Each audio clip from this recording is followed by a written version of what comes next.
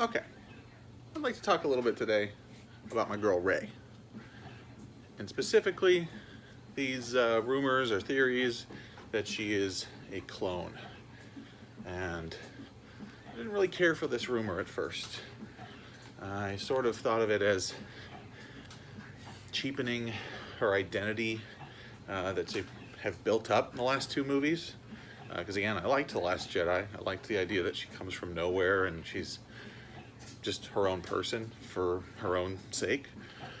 And the idea of her being a clone kind of feels like it's walking that back a little bit. But if they play it right in the story, they could basically double down on that concept. And here's how I think that could play out. As somebody from a relatively normal type of family structure, I know both of my parents. I grew up in that household.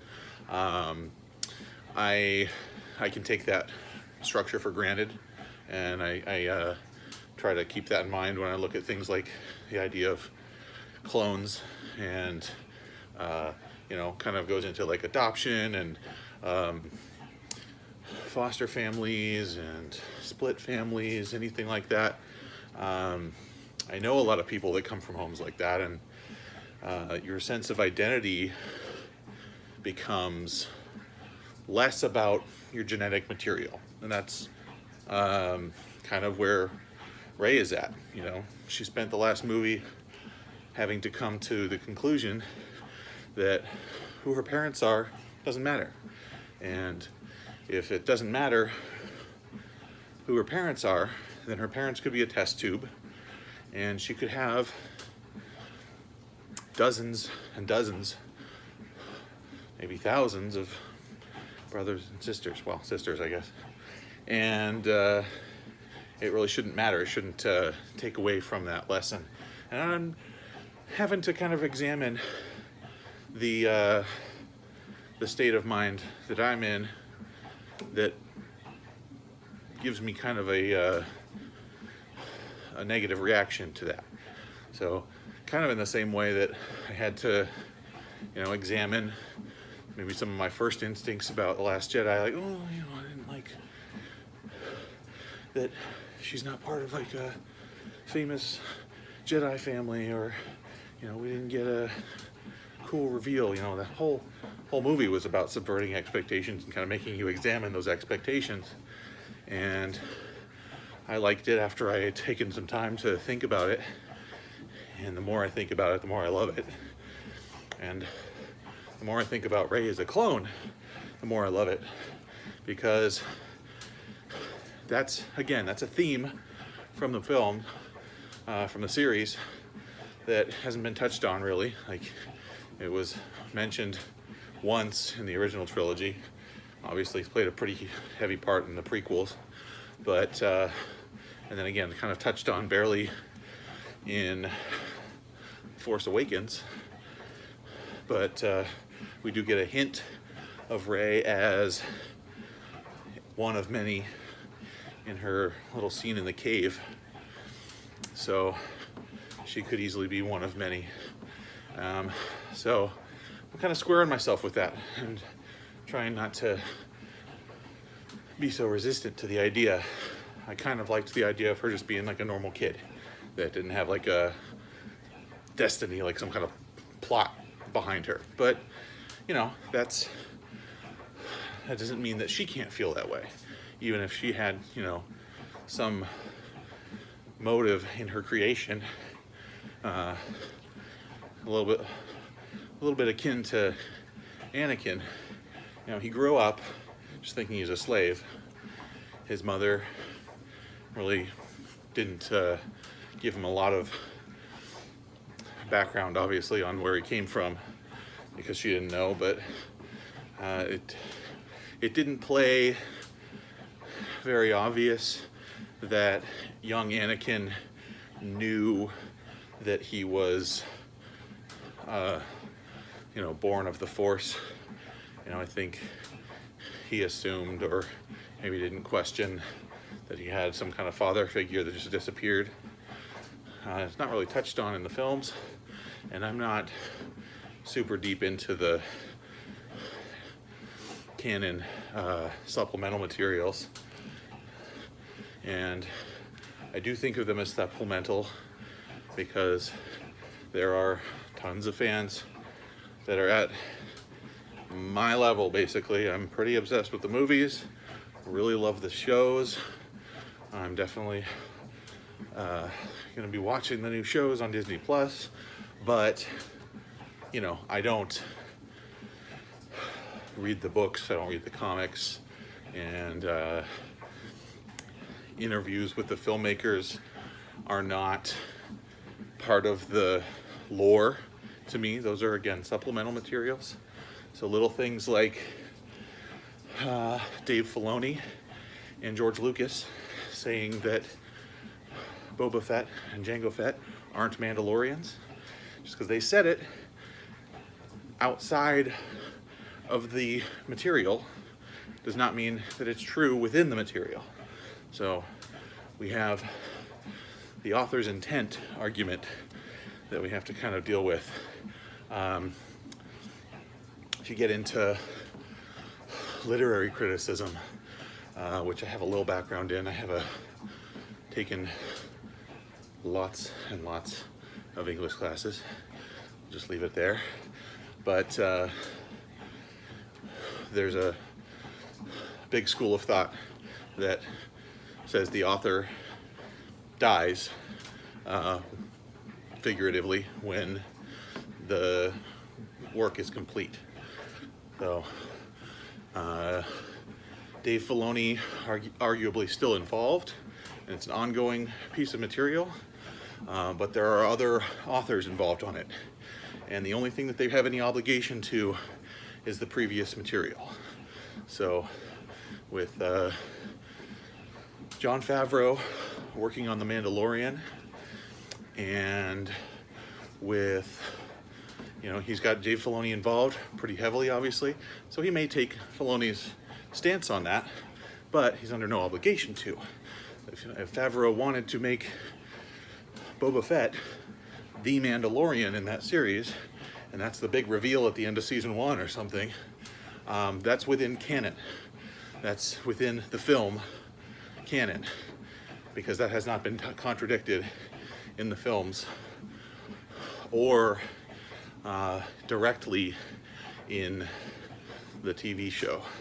There is a line in the Clone Wars, something to the effect of Jango Fett stole the armor and that he is a thief, but it doesn't mean he's not Mandalorian.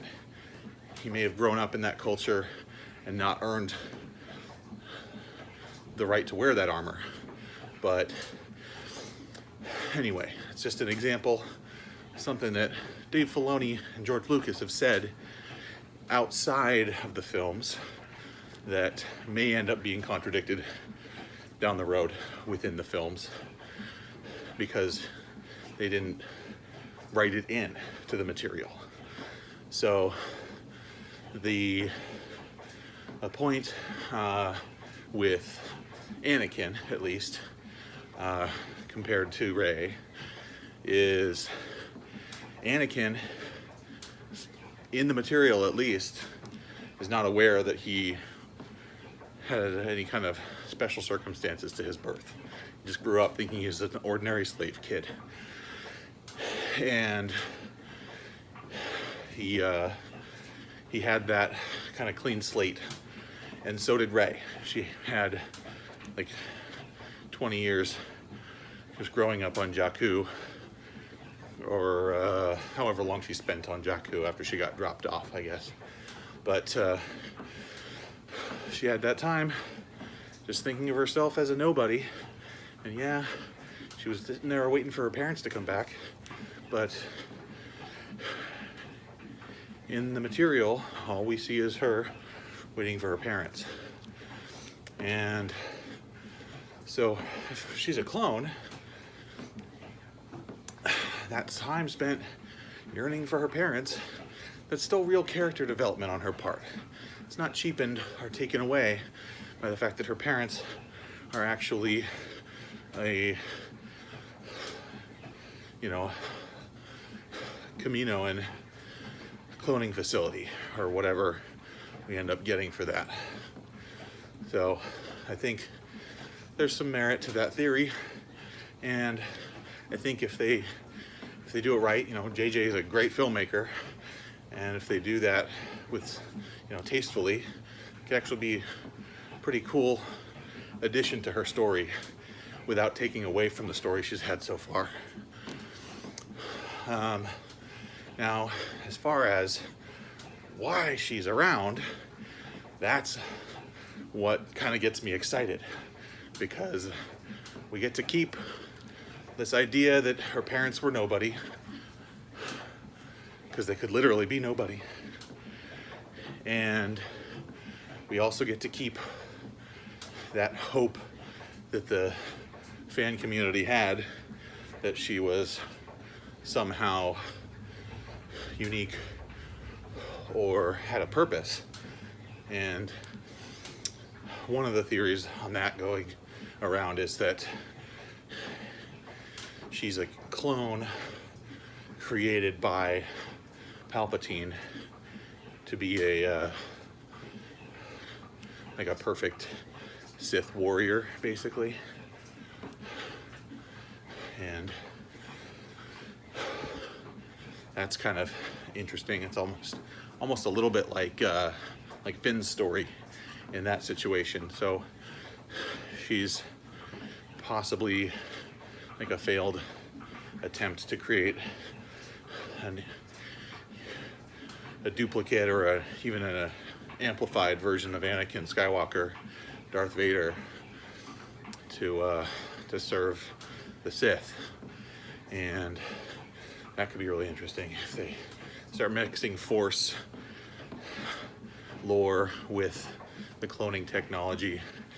That's kind of gets into what I've always felt was like the cool intersection of technology and magic that is Star Wars to me.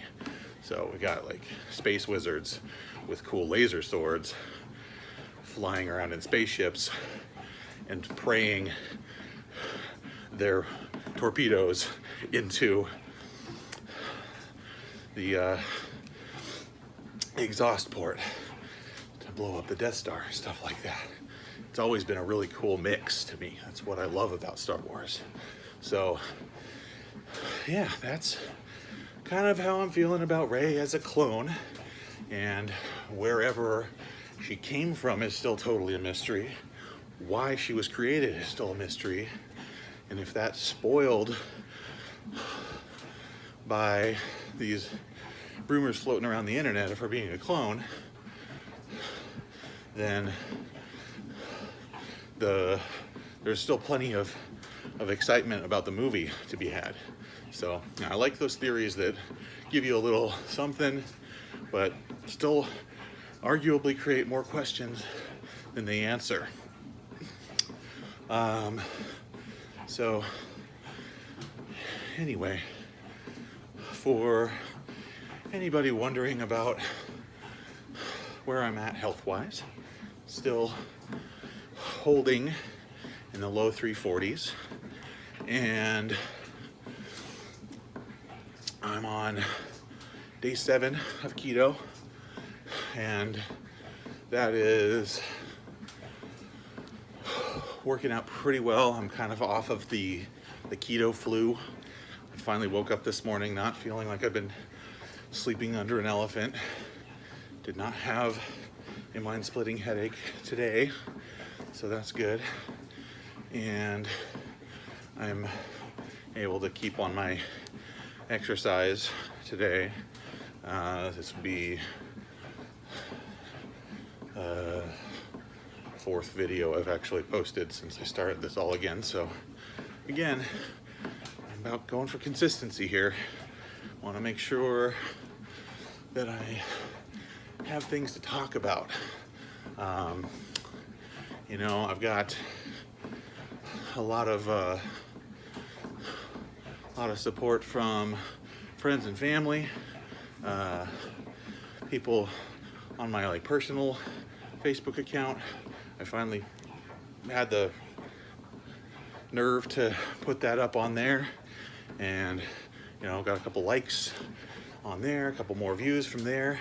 And so, you know, again, if it stays at like, you know, 5 people clicking and watching half the video and then giving up, I mean, that's fine.